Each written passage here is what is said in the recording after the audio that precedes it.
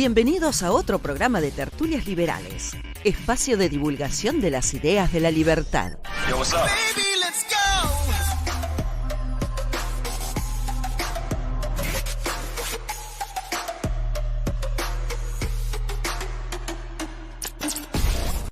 Señores, buenas tardes, ¿cómo están? Bueno, hoy está agitado el día, tuvimos un estreno hace un rato y ahora teníamos pactada una charla con un abogado, enfermero, español, que está tratando, es además defensa del consumidor, ahora vamos a hablar de eso.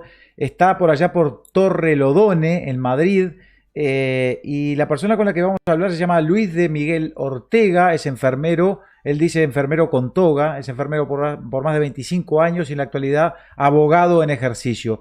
Es perito judicial con formación acabada de detective privado, mediador de conflictos y psicoterapeuta. Y es presidente de la Asociación de Consumidores Acus Scabellum. Ahora vamos a ver qué significa todo eso mientras le damos las buenas tardes a Miguel, que ahora ya lo vemos con luz. Miguel, ¿cómo te va? Buenas tardes. ¿Todo bien? Sí, buenas tardes.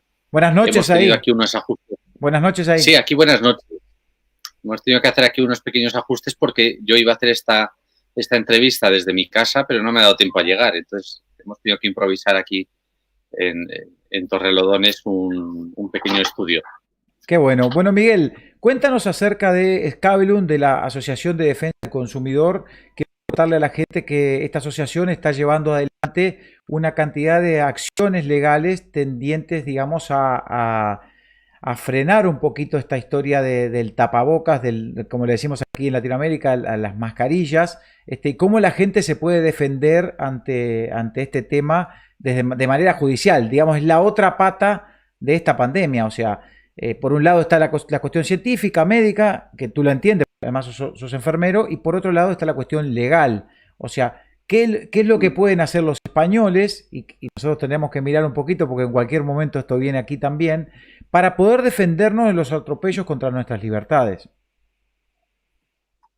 Bueno, pues realmente esto no es un problema con las mascarillas. La mascarilla o los tapabocas son una excusa, sin más, ¿no? Es una excusa que emplea el gobierno, igual que un virus o una supuesta pandemia, para consumir y destruir todos nuestros derechos y libertades. Pero no deja de ser una mera excusa. Entonces, ¿qué podemos hacer? Pues realmente si fuese una cuestión de mascarilla o una cuestión de salud pública, pues tendríamos muchos recursos que desplegar. Pero en realidad esto es simplemente, como os digo, una excusa y no se trata de mascarillas ni se trata de un procedimiento tasado o posible de derechos. Se trata de que se está consumiendo la democracia en los estados occidentales y que esos recursos democráticos y judiciales pues cada vez son menos posibles. Ese es el gran problema. No se trata de un debate científico, ni técnico, ni siquiera jurídico, sino una batalla de agotamiento. Por una parte están los estados intentando agotar a los ciudadanos y desarmarlos psicológicamente, y por otra parte estamos los ciudadanos que lo que queremos, casi a la desesperada, es desvelar la realidad y mostrar la realidad tal cual es. Aquí se trata muy poco de virus, se trata muy poco de tapabocas, y de lo que se trata es de la invasión descarada de un Estado totalitario que quiere acabar con todas las libertades. Luis de Miguel. Luis, realmente es muy preocupante. Yo creo que la gente no se da cuenta que estamos viviendo en medio de la instalación de un estado, de estados totalitarios en todo el mundo. O sea, quienes se plegan a este discurso están alineados de la misma manera con estos eslóganes que parece de campaña global, y todos estamos siendo arreados hacia lo mismo. O sea, lo que les está pasando a ustedes en España tiene que ser la alerta para nosotros, porque a pesar de que aquí no es tanto así, pero ya está en camino, Y la pérdida de la libertad, además, empezó siendo casi que un consejo. O sea, dame tu libertad porque te estoy protegiendo, y ahora se apropiaron, ahora ya no la quieren entregar. Sí, exactamente. Esto ha sido un ataque insidioso, programado, estructurado, que además se replica indefectiblemente en todos los países sin tener en cuenta ni siquiera el número de infectados o el número de fallecidos. Se toman las mismas medidas absurdas en países con una tasa de mortalidad exageradísima, como puede ser España, pues toman las mismas medidas en países donde la mortalidad es muchísimo menor, como puede ser Argentina, ¿no? Esto nos da un poco una señal a las claras de que esto no es algo que tenga que ver con la realidad, sino con un programa, y que va a ser exactamente igual en todos los países, ¿no? Dependerá un poco más de hasta qué punto este país colabora o no con el globalismo, se rinde o no al globalismo, o se vende o no al globalismo. Pero las medidas, en definitiva, van a ser las mismas en unos países que en otros. O sea que Y nada tienen que ver ni con la pandemia ni con el resultado de la pandemia. esto que tú estás diciendo es grave porque ¿qué te dicen? Porque he visto que has tenido muchas audiencias, has llevado a gente a defenderla por estos atropellos. ¿Qué te dicen? ¿Qué dicen a nivel judicial? ¿Qué dicen los jueces? ¿Cómo son los dictámenes? ¿Cómo se defienden? ¿Estás viendo que el sistema judicial también está coludido o ellos no tanto? Absolutamente, absolutamente. Mire, desde el primer momento de la pandemia aquí en España, desde que empieza la crisis, lo primero que desaparecen son los organismos de control. Los organismos de control constitucional, como puede ser el Tribunal Constitucional, cierra puertas y se niega a seguir tramitando, salvo asuntos de extremada urgencia que ha tramitado 2 o 3. Y además sin mucho interés y sin una resolución de mucho fondo. Pero el defensor del pueblo ha desaparecido, no dicta resoluciones, no investiga, no abre expedientes. Es decir, los organismos de control fueron los primeros en desaparecer. Pero luego, por este estado de alarma que se dicta en España, lo que se decreta dentro de ese estado de alarma es la cancelación de toda garantía administrativa y judicial. Y se paralizan los plazos y los términos de procedimientos administrativos y judiciales. Es decir, se deja sin ningún arma de defensa a la población. En absoluto, o sea, no hay nada que hacer en la población. Pero es que además con esto el Poder Judicial se alinea con el Gobierno y entra en una dinámica de silencio absoluto. Nosotros ya empezamos desde antes que se decretase el estado de alarma en España, ya empezamos a interpelar a las administraciones para que nos entregasen información sobre qué estaba ocurriendo y sobre cuáles eran las medidas que se estaban tomando. Y por esa suspensión de procedimientos administrativos se negaron a contestarnos a nada. Ese era el respeto que tenían por la población, esa era la preocupación que tenían por el Estado de Derecho, que se negaron a contestar y a entregar información. Pues que en los órganos judiciales nosotros empezamos ya el 24 de marzo a presentar un primer recurso contra el estado de alarma y lo presentamos en el Tribunal Supremo. Pues les puedo decir que estamos ya prácticamente en agosto y el Tribunal Supremo todavía no ha resuelto ese asunto. Se suponía que era un asunto de interés constitucional, que tenía que desplegarse un recurso sumario y preferente, y con lo que significa la sumariedad y la preferencia en el ámbito judicial, pero estamos prácticamente en agosto y no se ha resuelto ni una sola de las cuestiones. De destacar es, por ejemplo, que en la primera fase de un recurso contencioso administrativo, como el que hemos desplegado, se trataba en esa primera fase de que la Administración entregase el expediente administrativo, es decir, toda esa cantidad de documentos científicos, técnicos, jurídicos, económicos, médicos que justificaban el estado de alarma. Todo eso no lo tenemos todavía. O sea, han pasado meses y el Estado todavía se niega a entregar esa documentación técnica y científica que nosotros le hemos reclamado y que el Tribunal Supremo lo ha reclamado. Hubo un momento en que entregaron ese expediente y entonces fue cuando el Tribunal Supremo se negó a entregarnos ese expediente. Hemos hecho ya 4 requerimientos al Tribunal Supremo para que nos entregue esa maravillosa y completísima información que tiene el Gobierno que justifica el estado de alarma. Creo que la razón fundamental por la que el Tribunal Supremo y el Gobierno se niegan a entregarnos esa documentación es porque la extensión es de unos 130 folios. En 130 folios el Gobierno de España cree que puede justificar un estado de alarma que supone el confinamiento de 47 millones de personas y la aniquilación de toda economía. Yo creo que no es posible. Justificar esta barbaridad en 130 folios es imposible. Creo que ellos son conscientes de que es imposible también y por eso se niegan a entregarnos la documentación. Poquito más tarde, cuando se decidió que el ejército podía fumigar a la población española para combatir el coronavirus, cosa que desde el punto de vista médico, sanitario, científico es imposible y es un absurdo total, lo que nos encontramos es que ese expediente que autoriza al ejército a fumigar a los españoles consta de 6 páginas. Y esas 6 páginas no tienen la más mínima y elemental mención de ningún informe o documento científico. Son simplemente correcciones gramaticales, correcciones ortográficas del proyecto, pero que no aportan absolutamente nada. Y poco más tarde, cuando en mayo, a principios de mayo, impugnamos el uso de las mascarillas, lo que nos encontramos es un expediente administrativo del gobierno para justificar la imposición de las mascarillas de tan solo 2 folios. 2 folios que son también correcciones ortográficas.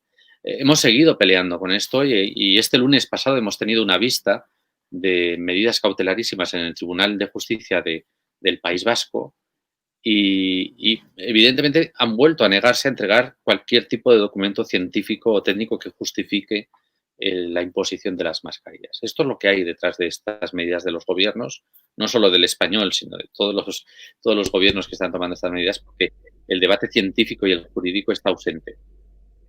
Qué increíble. Lo que me está diciendo es que hay ausencia de justicia, del control del Poder Judicial en un Estado de Derecho, en un Estado democrático, es clave. Que la justicia que uno pueda dirimir ante la justicia los conflictos. Lo que me está diciendo es que la justicia española está cerrada, que no se puede llevar ahí para dirimir los conflictos porque está ausente. Absolutamente. Es gravísimo eso. Estamos en un Estado totalitario, de hecho. Técnicamente es un Estado totalitario. Exactamente, y es un Estado totalitario del que nosotros advertíamos ya hace 4 o 5 años que esto estaba llegando y que iba a llegar, ¿no? Pero este es un Estado totalitario en el que estamos. Nuestro trabajo ahora mismo no es ganar pleitos. Nuestro trabajo es mostrar a la población que esto que está ocurriendo es real. Y por eso la vista que celebramos en el Tribunal Superior de Justicia del País Vasco, íntegramente la hemos subido a Internet para que la población vea cómo se manejan estas cosas en los tribunales. Con un absoluto desprecio hacia la población, hacia el orden constitucional, hacia los derechos y las libertades. Y hemos entrado en barrena en un mundo totalitario donde la justicia está ausente. No ya que no nos den la razón, es que no hay debate jurídico, claro. No hay debate técnico. Es muy grave. ¿Y qué pasa con los partidos políticos? Porque la pelea que yo veo desde España, yo sigo mucho la política española, la pelea que veo es una pelea tipo para la tribuna, entre que sí, que no, y que los socialistas con Podemos, con Vox, hay todo como una pelea entretenida, pero que nadie habla de estas cuestiones de fondo. Parece que los partidos también estuvieran alineados. No hay voces disidentes en los partidos políticos. No hay voces que estén detrás de esto, quiero decir. No, desde el primer momento de la pandemia, es decir, esto ya se sabía desde febrero, desde principios de febrero ya se sabía que este plan se iba a perpetrar y lo sabían todos los grupos políticos. Lo que están haciendo no es un debate político, sino un teatro para convencer a la población de que están vivos y tienen inteligencia, cosa que evidentemente negamos, no están ni vivos ni tienen inteligencia, pero es un teatro absoluto, es decir, son coincidentes en este plan, no ha habido discordia, no ha habido oposición en absoluto, ha sido solamente una posición aparente y las posiciones políticas, por ejemplo en España ahora mismo Podemos, que es la ultraizquierda, coincide en algunos aspectos con Vox, que podríamos llamar la ultraderecha. Yo no me gustan esos términos, pero para hacerlo gráfico, un poco gráfico, claro. ¿no?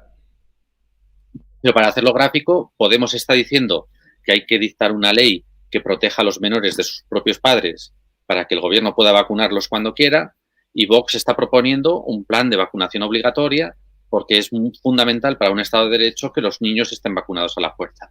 Y todo eso lo plantean en un contexto de una pandemia del coronavirus cuando no hay ninguna vacuna del coronavirus. Es decir, es un debate ya también cocinado y estructurado desde lejos, ¿no? Entonces, es tan coincidente las posturas de PP, PSOE, Podemos, Vox, de todos estos partidos, que realmente lo que nos encontramos es un teatro, un mero teatro. Hay un hecho, por ejemplo, muy elocuente, y es cuando Vox, que parecía ser la disidencia de los partidos políticos, presenta un recurso de amparo ante el Tribunal Constitucional, ¿no? Y bueno, pues la gente aplaudió y dijo, esta es la alternativa, Vox es la alternativa. Bueno, pues ha pasado más de un mes y no sabemos nada del Tribunal Constitucional. Pero podríamos decir, bueno, es un problema del Tribunal Constitucional que no quiere resolver o que quiere retrasar, como me está haciendo a mí o como está haciendo a otros juristas. Pero lo más evidente o lo más curioso es que el propio partido no desvela el contenido de ese recurso. Yo, cuando presento un recurso, pues lo muestro a mis simpatizantes, a mis colaboradores, incluso pido consejo, ¿no? Pero ¿por qué voy a ocultar el contenido de un recurso si lo presento para combatir al gobierno? Pues evidente por una cosa, porque es un recurso vacío, que no dice nada, que no pretende nada y que probablemente esté diseñado para perder. Simplemente se conforman con hacer esta campaña de marketing de disidencia, pero que es una campaña de marketing vacía y falsaria. Sí, que además no hay otra razón.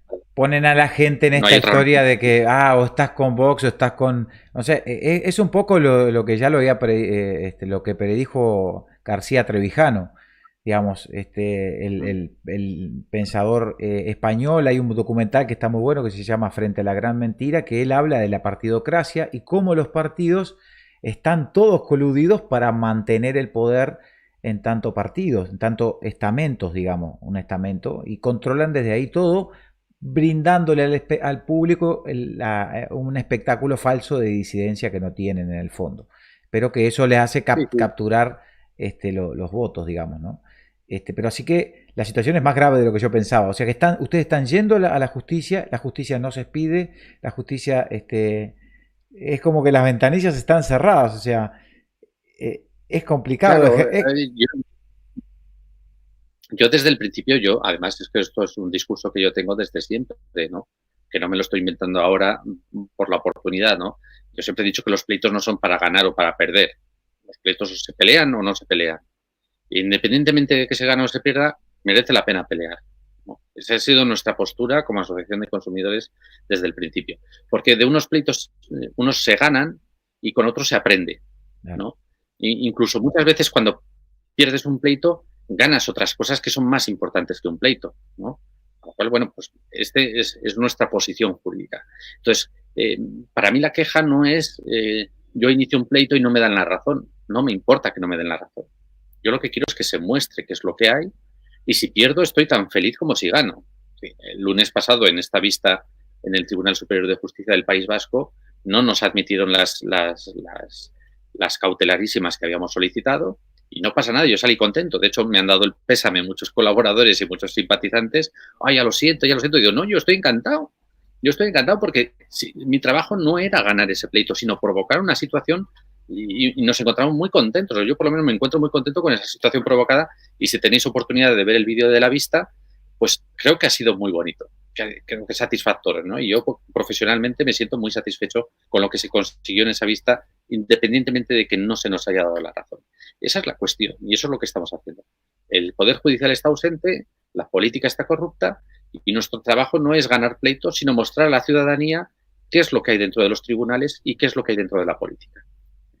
Sí, de hecho, tú estás muy activo, como te decía, como le decía la audiencia, en el canal. Y está en el canal, ¿verdad? Yo lo vi, si es el último video que tiene 4 o 5 días, una cosa así, ese video de la vista, que es un video que se ve, la cámara que se ve las mesas y las sillas están todas... Es ese. Ese es otro juicio que ese es otro. El viernes. Ese es otro. Ese es otro. Ok. Sí. Ese también es muy interesante. Ya te digo que como a mí lo que me interesa, por supuesto, si se gana es maravilloso, ¿eh? No voy a negar el placer de ganar un pleito. Pero lo importante no es ganar o perder, de verdad. Es muy importante cambiar ese concepto de que los abogados jugamos siempre a ganar y cuando no ganamos nos vamos a la cama sin cenar. No es cierto. Los abogados, yo creo que la idea fundamental es que tenemos que ser un servicio a nuestros propios clientes y a la ciudadanía y mostrar la verdad, tal y como es, independientemente de que ganemos o perdamos, ¿no? Eso es lo importante. Y bueno, el otro pleito, vamos a colgar todas las vistas que se celebren y el otro pleito pues también tiene que ver con el estado de alarma y con el derecho de manifestación y de reunión. Y lo importante es eso, que la población vea el nivel jurídico y técnico que hay en los tribunales. Ahí estamos compartiendo, Luis, la página Acus Scabilum para que la gente entre, se suscriba y los que están viendo. Tenemos una audiencia interesante de España también, así que, bueno, muchos te conocen, pero queremos compartir el canal porque ahí está siendo muy gráfico y se está estás ayudando a mucha gente para que se pueda defender. En este caso, quiero que me cuentes concretamente si yo fuera una persona que quisiera ir a recurrir ante la justicia española, tuve un problema, la policía me detuvo, no tenía mascarillas, ¿cómo tengo que proceder? ¿Qué es lo que tengo que hacer para poderme defender?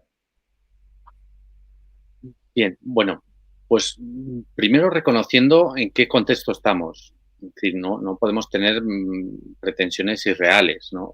Yo he visto documentos por ahí que circulan por internet de que uno hace una autodeclaración y entonces ya se libra de la mascarilla, y el otro se inventa el derecho y se libra de la mascarilla, y el otro acusa a la policía de prevaricación y se libra de la mascarilla. Hay que ser realistas, eso no funciona ni puede funcionar. Los agentes de la autoridad están obligados, ¿no? Incluso amenazados, y tienen que hacer un trabajo y lo van a hacer. Entonces, por mucho que nosotros entreguemos un certificado médico, si la orden es multar, van a multar. Y si los médicos les dicen que no pueden hacer certificados médicos, pues no van a hacer certificados médicos. Hay que ser consciente de que estamos en esa situación de guerra, que estamos en una trinchera, y esta es la realidad. Entonces, lo primero es no negar la realidad. Es que estamos en un estado patológico, un estado alterado de democracia. Lo segundo es que hay que cambiar también un poco la idea de sociedad. Y quiero explicarme. No podemos partir de la base de que la sociedad funciona, que la sociedad nos protege, que la sociedad nos ampara. Cuando tenemos una multa, tenemos que asumir que forma parte de la responsabilidad del propio ciudadano. Un ciudadano que no quiere obedecer una ley injusta se expone a que le pongan una multa. Y hay que recibir esas multas no como un castigo, sino como una obligación moral de un ciudadano. Y hay que combatir esas multas con el recurso que corresponde, hay que aportar pruebas dentro de ese recurso, y lo más importante es que hay que aprovechar ese recurso para aprender a combatir este estado totalitario.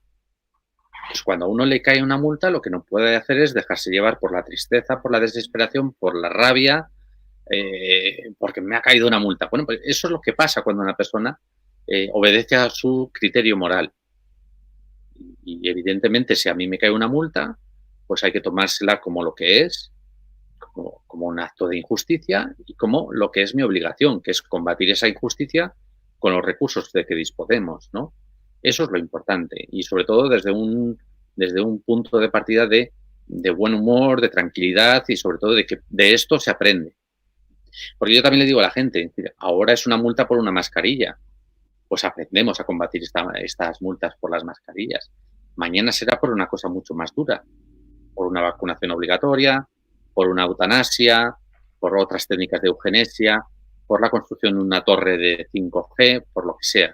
Entonces, aprovechemos estas circunstancias que nos da la vida de sufrir, entre comillas, una multa y aprender a combatirla, porque no nos va a quedar otra en los próximos meses que luchar de esa manera contra el gobierno.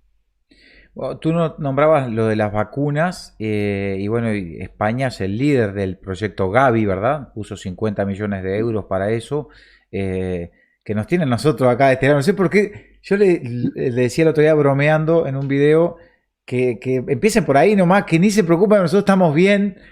Porque parece que está destinado a mandarlo a los 300 millones de hispanoparlantes de este lado del océano. Se preocupan por los pobres. Ni en el Titanic se preocupaban tanto por los pobres como se preocupan ahora. Entonces va para el tercer mundo. Esta vacuna va a venir acá. Vamos a tener que salir corriendo. Yo voy a reclamarle a mis ancestros el pasaporte italiano, español, no sé, y me voy a tener que volver, y cuando se prueba aquí, volveré de nuevo para este lado. No sé, pero más allá de las bromas, el tema que el proyecto Gavi, que es un proyecto que está en marcha, hace unos días se acaba de anunciar que la Universidad de Oxford ya tiene la vacuna, la Universidad de Oxford que tiene, dicho públicamente por la propia Fundación Bill y Melinda Gates, pusieron 750 millones de dólares para esas vacunas. De buenos que son, digamos. Y bueno, y ya se aprobó, y bueno, parece que está todo encaminado. Ahora los argentinos parece que son los indicados para probar la vacuna en Latinoamérica. Están felices los argentinos con eso, me imagino, porque imagínate el honor que debe ser probar una vacuna, ¿verdad? Con todo lo que eso significa. Ahora, ¿Hay algún tipo de herramienta legal en la jurisprudencia o en la legislación española para recurrir contra las autoridades cuando ellas están atropellando las libertades o, digamos, yendo contra las personas? ¿Hay alguna manera, algún mecanismo? Por ejemplo, en Brasil está el impeachment, en Estados Unidos también, en Paraguay también, uno le puede hacer juicio político al presidente. ¿Acá hay alguna herramienta legal o como para poder recurrir estos decretos? Tú decías, perdona, que de ese mamotreto que respaldaría el estado de emergencia todavía no fue presentado. Bueno, pero ¿hay alguna cosa de la que agarrarse legalmente? Sí, sí. El problema es que, claro, el Estado de Derecho se ha desmantelado, ¿no? Pero como primer recurso a destacar, tenemos que nuestra Constitución en el artículo 53.2 establece un sistema de protección jurisdiccional de derechos y libertades sumario y preferente. Es el procedimiento que nosotros estamos utilizando en todos los pleitos que estamos iniciando contra el Gobierno central y las comunidades autónomas, pero es un derecho o un procedimiento pues que por esta crisis del Estado de Derecho pues no está funcionando adecuadamente. Se suponía que este tipo de procedimientos debían durar pues 15 días o un mes como mucho y vemos que pues, se están alargando a capricho de los políticos. Sí que hay mecanismos. Lo que sí que es cierto también es que los ciudadanos tienen que enfrentar este tipo de procedimientos de una manera preventiva, no llegar demasiado tarde. Porque hemos visto que, por ejemplo, en Italia se hizo una ley de vacunación obligatoria, en Francia se hizo una ley de vacunación obligatoria, en algunos estados de Estados Unidos se han aprobado leyes que borran las exenciones de vacunación, en Argentina hay una ley de vacunación obligatoria, y es que la población tiene que educarse un poco en el concepto de que una vez que se aprueba una ley es muy difícil dar marcha atrás y que la lucha de la población no está en combatir leyes injustas, sino de evitar que las leyes injustas lleguen a estar vigentes. Entre otras cosas, os voy a comentar, por ejemplo, una cosa que ha ocurrido en Europa y que probablemente os afecte a todos. En junio del 2020, la Comisión Europea inicia un proyecto para modificar la Directiva Europea de Organismos Genéticamente Modificados. La directiva establecía que antes de la liberación de un organismo genéticamente modificado había que hacer estudios de seguridad para prever o evitar perjuicios al medio ambiente o a las personas. Bueno, el proyecto de la Comisión Europea, que afectará a todos los Estados miembros de la Unión, lo que supone es un cambio de esa directiva para que se puedan liberar organismos genéticamente modificados sin cumplir con las garantías de seguridad para el medio ambiente y las personas, siempre y cuando se utilicen en ensayos clínicos para combatir el coronavirus. De lo que está hablando la Comisión Europea es de utilización de vacunas de ingeniería genética sin garantías de seguridad. Bueno, pues esto hace muy poquito se votó en el Parlamento Europeo, esta propuesta, y el Parlamento Europeo prácticamente por unanimidad rechazó la propuesta de la Comisión Europea. Y con esto parece que tranquilizan las almas de los ciudadanos europeos, pero nada más contrario a la realidad. ¿Por qué? Porque el Parlamento Europeo no entró en el fondo de la propuesta de la Comisión Europea. Los políticos del Parlamento Europeo, haciendo ese teatrillo tan habitual que tanto sufrimos en España, hicieron el teatrillo de oponerse a este proyecto de la Comisión Europea, pero sin entrar en el fondo, sin entrar en ni una sola de las propuestas de la Comisión. Con lo cual, a pesar de que por unanimidad votan en contra, dejan las puertas abiertas a la Comisión Europea para que haga esa modificación. Y esto es lo que nos vamos a encontrar. Antes de lo que esperemos, la Comisión Europea aprobará ese cambio de directiva que será de aplicabilidad directa para todos los Estados miembros y los Estados miembros nos contarán la milonga, y perdónenme la expresión, de que no es problema de ellos, les viene de Europa. Claro. Y cumplirán con esto.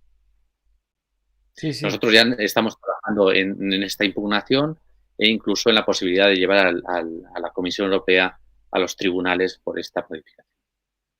¿A los tribunales internacionales? Al Tribunal Europeo de Derechos Humanos o al Tribunal de Estrasburgo.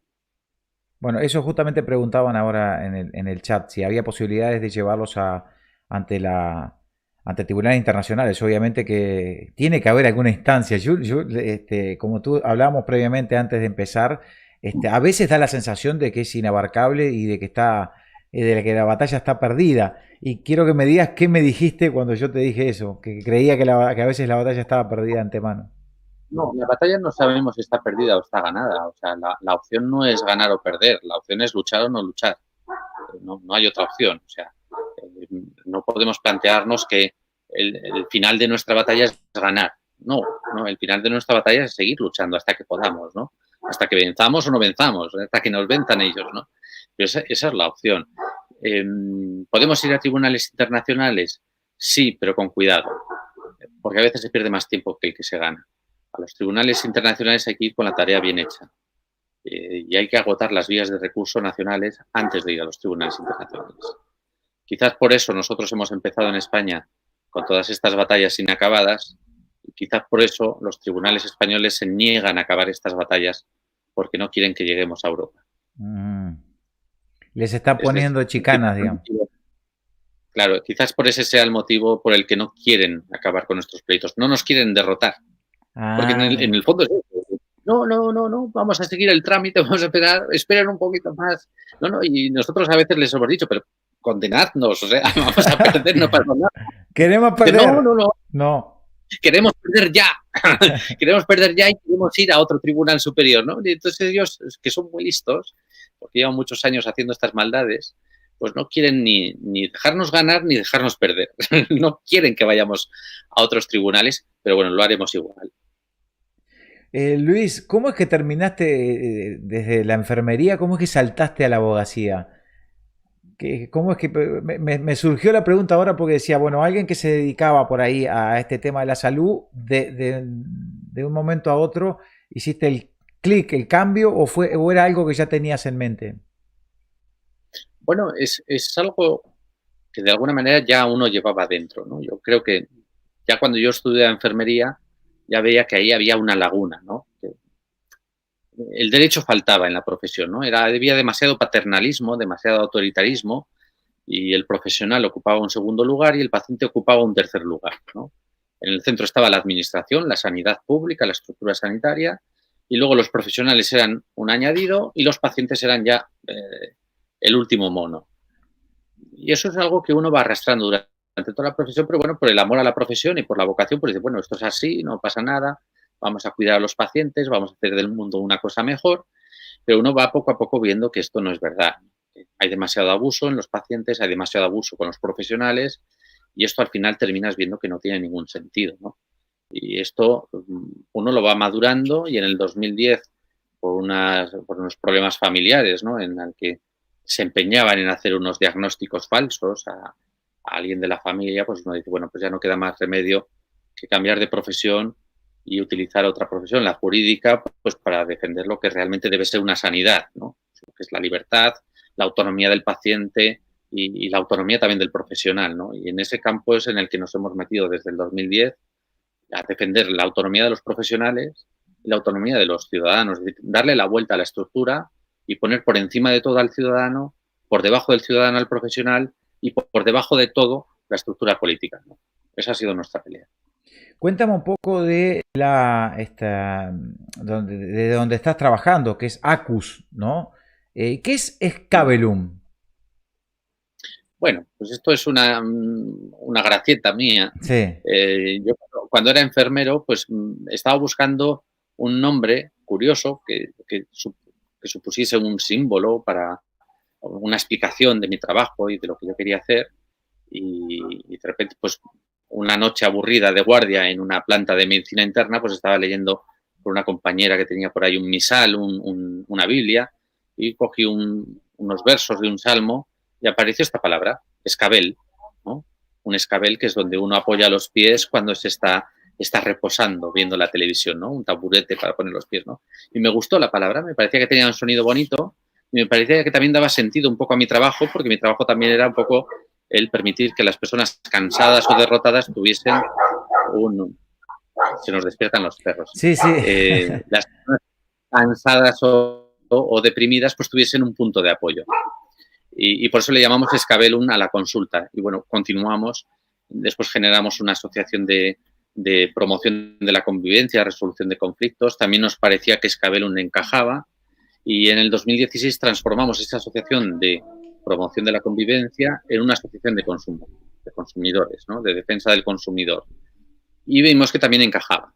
abreviamos llamándole ACUS, que es Asociación de Consumidores y Usuarios Scabellum, pero hemos seguido teniendo un poco esa filosofía. Queremos ser un punto de apoyo para la gente derrotada, cansada y que necesita un impulso.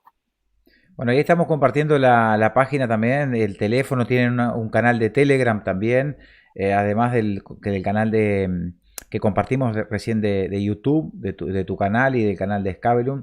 Así que es un neologismo, digamos, lo inventaste, pero significa justamente todo eso para ti. Como decías, la situación... otra cosa, ¿en qué lugar en qué lugar están tus oficinas?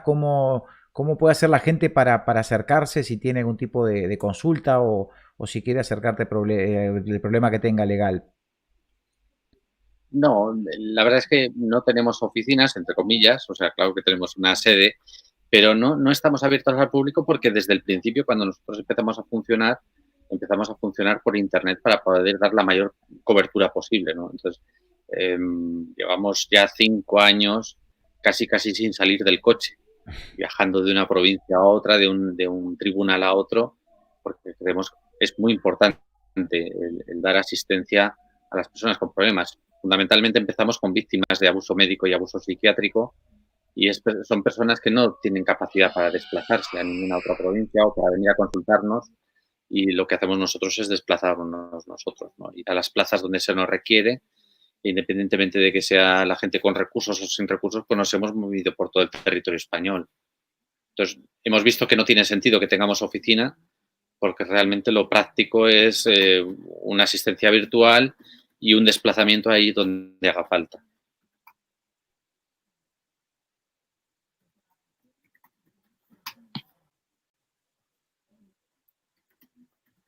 Se fue el sonido, no te oigo nada. A ver, ahora.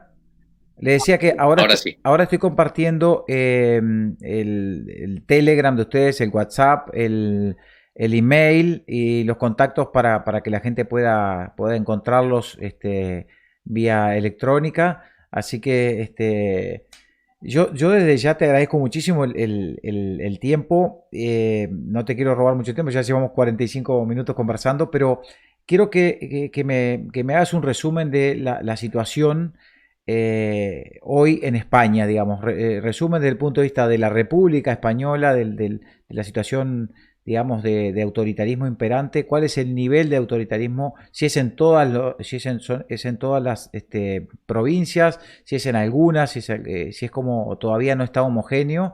Bueno, y si siente que están corriendo peligros quienes están decidiendo con esto. Bueno, yo me imagino que en el autoritarismo, el totalitarismo, siempre hay niveles, ¿no? No sabría decir en qué nivel estamos. Yo creo que la brutalidad del Estado siempre se ha comprobado que no tiene límites, es decir, siempre puede llegar un poco más allá, ¿no? Entonces ahora no sabría decir si estamos en el punto más álgido o en el punto más alto posible de totalitarismo en este país, pero yo creo que es absoluto. Es decir, no cabe mayor desprotección de la población, no cabe mayor abuso de derecho, no cabe mayor pisoteo de nuestros derechos y libertades, y ese es en el punto en el que estamos. Si el gobierno pudiese ser todavía más brutal, pues no me cabe duda de que todavía hay margen para que sea más brutal. Pero estamos viendo casos dramáticos de niños a los que se les suspende una intervención quirúrgica por no estar vacunados, de niños a los que se les estigmatiza con un diagnóstico de coronavirus cuando ni siquiera se les ha hecho la prueba. De una niña, por ejemplo, de 16 años a la que con todos sus compañeros fueron confinados en un campamento de verano sin que pudiesen tener contacto con sus padres, a los que se les obligó a hacerse la prueba del coronavirus sin ningún tipo de consentimiento informado. Tenemos los casos de los ancianos fallecidos que han sufrido sedación como terminales cuando no lo eran, y podemos contabilizar pues alrededor de unos 30.000 ancianos fallecidos por esta causa. Es decir, estamos en un estado de absoluto caos, yo creo que las generaciones próximas, si es que existen, recordarán esta época del coronavirus, como una de las épocas más oscuras y terroríficas de nuestra modernidad. Sí, más que estado de alarma, parece un estado fallido, ¿verdad? Porque porque la verdad que la alarma sanitaria no es tal, o no, lo dicen todos los médicos, no es tal como parece, y la alarma, pero sí lo que hay es alarma por la falta de seguridad jurídica, de seguridad de las personas, de garantías, que se supone que para eso están quienes llevan adelante el Estado, para dar la garantía a los ciudadanos. Claro, claro, lo que hemos visto es eso, es de que de virus y de pandemia hay muy poco, de pérdida de Estado de Derecho hay mucho, pero de lo que más hay, de lo que menos se habla, es de la importancia económica que esto va a tener. Cuando el gobierno inicia el estado de alarma, lo que nos encontramos son disposiciones generales que hablan de medidas económicas, de dar ayudas al pobre, de sostener a los bancos, de pagar alquileres. Y eso era un poco discordante. Es decir, si estamos en una pandemia, ¿de dónde sale tanta medida económica, no? Y encima el gobierno español, nos prometía una inyección de dinero de 200.000 millones de euros. Claro, lo que no decía nunca el gobierno español es que no iba a inyectar dinero, nos iba a inyectar deuda, que es distinto. Entonces, es un grado de eufemismo y de despropósito del que nadie, ningún partido político ha hablado. Yo quiero recordar, para los que no conozcan bien España, o incluso para los españoles que están viendo este canal, que llevamos varios años sin una ley de presupuestos generales del Estado. Nuestro país cada año dicta una ley donde se establece de dónde sacamos dinero y a qué lo dedicamos. Llevamos varios años sin esa ley de presupuestos del Estado. Es decir, que el gobierno está utilizando los recursos económicos de sus ciudadanos sin el más mínimo control, la más mínima transparencia. Y de esto no habla nadie. Nadie habla de que llevamos ya 3 años sin control económico, de que los políticos están robando todo lo que quieren sin ningún tipo de control y de que ahora nos quieren inyectar deuda, no recursos, deuda. Esto probablemente lo paguen nuestros nietos a muy alto precio. Sí, aquí se está hablando, por ejemplo, quiero retomar antes que eso, algo que dijiste de los casos que te ha tocado trabajar. Es muy triste también que la gente no pueda despedir a sus fallecidos, a sus seres queridos, que se los arranquen de las manos, se los presenten muertos y además se borre la prueba del delito si es que lo hubiera. Entonces, eso es muy grave, digamos. Se está violentando con el derecho de las personas a velar a sus muertos, a llorar a sus muertos. Algo que es sagrado en nuestra cultura. Para el tocar a los muertos era sagrado hasta aquí. Los tipos han logrado barrer esa historia, barrernos la posibilidad de llorar a nuestra propia gente. Era algo que ningún político se había atrevido a tanto, ir contra nuestros muertos. Y lo están haciendo y no pasa nada. Sí, bueno, contra nuestros muertos, contra nuestros vivos y contra todos. O sea, hemos perdido el norte de la moralidad. Algunos nos tachan de ultraconservadores, pero es que lo que es evidente es que no se puede hacer esto con los mayores. Desde un primer momento se sabía que era una población vulnerable y se les ha dejado abandonados en sus casas, abandonados en las residencias, abandonados en los hospitales. Se les ha dejado morir como perros, y perdonadme la expresión, pero ha sido así. Y se han dictado incluso instrucciones para sedarlos cuando no eran terminales y cuando podían haberles enviado a su casa para, si era el caso, morir con dignidad ante sus familiares, no encerrados en un hospital para luego ser cremados como si fuesen animales, ¿no? Esto es lo que ha sucedido en España. Es que estamos viendo que esta cultura de la muerte, este despropósito de la pérdida de dignidad del ser humano es absoluto y constante, ¿no? Y cómo se está utilizando el comercio de fetos para fabricar vacunas, para ensayar experimentos, para humanizar ratas de laboratorio. Se está utilizando fetos, se está comerciando con fetos sin el consentimiento de la familia. Que podrían haber hecho un negocio, digo, que yo tampoco lo aceptaría, pero podrían haber comprado a la madre ese feto. Decir, mire, le damos tanto dinero para jugar con este feto, ¿no? Es que ni siquiera han informado a las madres que abortaban de que iban a hacer un gran negocio con sus fetos. Estamos en una época muy oscura, como digo. Quizás nuestros nietos recuerden todo esto que estamos pasando ahora como una de las fases más tristes y asquerosas de la humanidad. Bueno, estabas hablando de una organización que es tiene el doble de locales en el mundo que McDonald's, que es la Planned Parenthood, entre otras organizaciones abortistas que trafican con los fetos. Lo dicen ellos abiertamente, sí, públicamente, que se experimenta y se trafica con los fetos en el mundo entero. se pelean por los fetos. Y bueno, y inyectan exorbitantes cantidades de dinero en el mundo para estimular lo que ellos les llaman la salud reproductiva. Que no hay nada más insalubre que entrar, que dos personas entren en una sala y salga una y la otra quede en una bolsa de plástico. Pero bueno, ellos le llaman que es salud eso. Nos han vendido ese concepto, ese eufemismo de salud reproductiva para quedarse con los fetos de nuestras mujeres. Es terrorífico. Absolutamente. Absolutamente. Esto además ha terminado este año el pleito. No sé, me imagino que lo conoceréis un poco, pero en 2016, 2015, 2016, una ONG norteamericana grabó a miembros de Planned Parenthood cómo hacían el negocio de los fetos, ¿no? Planned Parenthood demanda a esta ONG, hay un pleito que dura hasta abril de este mismo año, hasta el 30 de abril de este mismo año, y ese pleito termina en abril del 2020, condenando a esta ONG por haber afectado a la intimidad de Planned Parenthood. Y les condena a $2 millones, una multa de $2 millones.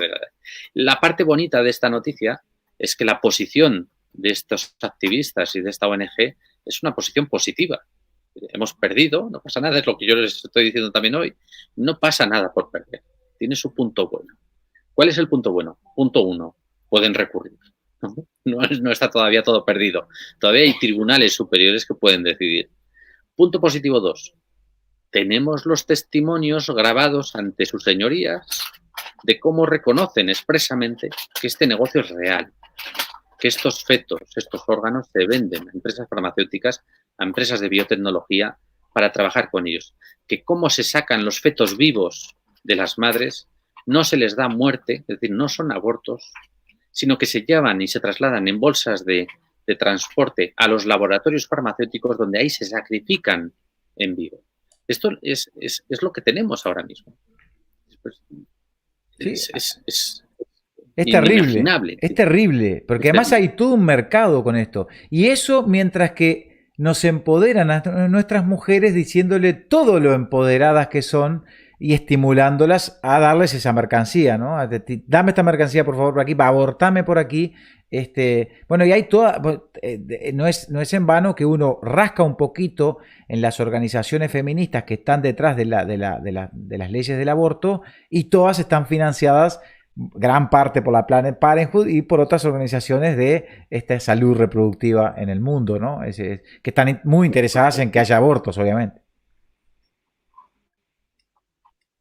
Claro, y la atrocidad no termina, porque esta gente parece que no tienen límites, ¿no? Y de, bueno, ¿qué tiene de malo sacar un feto vivo, trasladarlo a un laboratorio, sacrificarlo y utilizar sus células? ¿No? Bueno, no tiene nada de malo.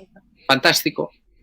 ¿Podríamos hacer algo peor? Sí, vamos a hacer vacunas y las vamos a inyectar a los niños pequeños. No tienen límite, o sea, algo que es inconcebible, o sea, que uno lo puede aceptar porque forma parte ya de la realidad, ¿no? Y uno no va a volverse loco por esto, pero ¿en qué momento la humanidad ha sido capaz de desplazar valores morales hasta agotarlos y dejarlos en nada, ¿no? Pero vamos a jugar aquí con... Entonces, hoy en día se está traficando con fetos, se está traficando con tumores, se está traficando con sangre, se está traficando con todo lo que tiene que ver con el ser humano. ¿Cómo hemos llegado a esto? Bueno, quizás a lo mejor la pregunta sobra, ¿no? La pregunta es, ¿cómo vamos a salir de ¿Cómo esto? salimos? ¿Cuándo vamos a poner punto y final a esto? Esa es la pregunta del millón. ¿Cómo es que salimos de esto? ¿Cómo terminamos con esto? ¿Cómo cortamos esto? Hay varias teorías conspirativas o no en la vuelta, hay varias batallas que supuestamente se dan en el mundo, en escenarios varios, pero nosotros tenemos que dar la batalla nuestra, nosotros tenemos que pelear desde el lugar donde estamos. Por supuesto, sin ninguna duda, es que si no lo hacemos los ciudadanos, las élites, por llamarlos de alguna manera, que gobiernan nuestro planeta van a seguir haciendo esta sarta de estupideces, no tienen límites. A veces uno piensa, bueno, no pueden ser tan tontos. No, pues son más. Y se superan cada día, ¿no? Pueden superarse. No pueden ser tan malos.